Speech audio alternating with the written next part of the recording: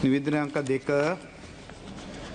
2025 මැයි 20 වෙනි දින සභා ගර්භය තුරදී ගරු පාර්ලිමේන්තු මන්ත්‍රී නීතිඥ දයාසිරි ජයසේකර මහතාගේ ක්‍රියාකලාපයේ සම්බන්ධයෙන් මා වෙත ලද පැමිණිල්ලක් සැලකිලිටගෙන ඒ සම්බන්ධයෙන් විමර්ශනය කර වාර්තා කිරීම සඳහා ගරු නියෝජ්‍ය කාර්ක සභා සභාපති හේමාලි වීරසේකර මහත්මියගේ සභාපතිත්වයෙන්ද ගරු විදේශ කටයුතු විදේශ රැකියා සහ සංචාරක අමාත්‍ය විජේරත් මහතාගේ සහ ගරු විපක්ෂයේ ප්‍රධාන සංවිධායක ගයන්ත කරුණාතිලක මහතාගේ සමාජිකත්වයෙන්ද යුතුව මා වෙත මා විසින් පත් කරන ලදුව 2025 මැයි 23 දින මෙම සභාවට නිවේදනය කර ලද ත්‍රිපුද්ගල කමිටුවේ සේවය කිරීමට අධික කාර්ය බහුලත්වයේ හේතුවෙන් නොහැකි බව ගරු ගයන්ත කරුණාතිලක මහතා විසින් 2025 ජූනි 5 වෙනි දින ලිඛිතව දැනුම් දී ඇති බැවින් ඒ මාතා වෙනුවට එම කමිටුවේ සේවය කිරීම සඳහා ගරු පාර්ලිමේන්තු මන්ත්‍රී නීතිඥ රවුෆ් හකීම්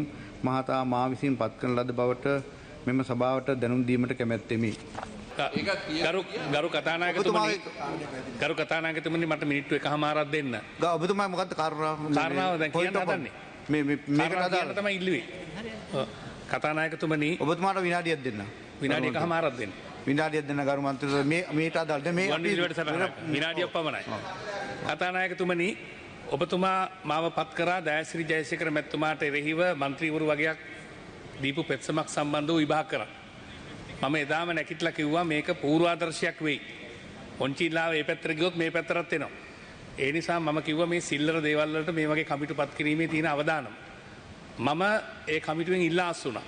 මොකද මම ඔයිට ඉස්සෙල්ලා අපේ මනූෂ නානායක්කාර මහත්මයා මේ පැත්තේ ඉන්නකොට කංචන විජේසේකර මහත්තයත් එක්ක ගැටුමක් ඇවිල්ලා දෙපැත්තෙන් ඇවිල්ලා ගහගන්න ගිය අවස්ථාවක මනුෂ්‍යව යන්තම් බේරගෙන ඒකට චෝදනාවට අපි කමිටුවට පත් කරාම මම හිටියා. අපි ගාල්ලේ ඉඳලා එනවා.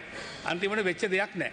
ඊට පස්සේ ඩයනා ගමනගේ ඇමතිතුමියගේ ප්‍රශ්නේදී දෙපැත්තෙන්ම පැමිණිලි ආවහම ඒ පත් කරපු කමිටුවේ මං හිටියේ කමිටුවට තමයි දෙපැත්තෙම ඒවත් විභාග කරන්න දුන්නේ. දැන් මේ කමිටුව පත් කරලා තිනවා මං වෙනුවට වෙන හකීම් මැතිතුමා පත් කරලා තිනවා සමාජිකයෙක් හැටියට මං අහන්න කැමතියි දැන් විපක්ෂේනුත් മന്ത്രിවරු දීලා තිනවා එක්තරා മന്ത്രിවරට විරුද්ධව දීලා තිනවා. ඒතකොට ඒ කොමිටියෙන්මද ඒකත් විභාග කරන්නේ එහෙම නැත්නම් වෙනත් කොමිටියක් දානවද ඒක කෙරෙනවද කියන එක දැනගන්න ආසයි. මම ඔක ඔබතුමාට කලින්ම කිව්වා මේ සිල්ලර දේවල් වලට පොඩි මේ පාර්ලිමේන්තුවේ අධිකරණ ඇමතුමාගේ මේ ලොකු තාත්තා එහෙම ඇහුවනම් කියයි මේක මේ අදීය දේවල් නෙවෙයි. ඒ සම්බන්ධයෙන් ස්ටේට්මන්ට් සම්බන්ධයෙන් දේවල් වලට කමිටු දාගෙන කරනකොට ඒ ස්ටේට්මන්ට් සම්බන්ධ දෙපැත්තම තියෙන්න ඕන. දෙපැත්තම තියෙන්න ඕන. ඒ අදාළ කමිටුව පැත් කරේ ගරු ගායත කරුණාරත්න මන්ත්‍රීතුමා ප්‍රධාන වැඩ කටයුතු ආරම්භයේ යෝජනා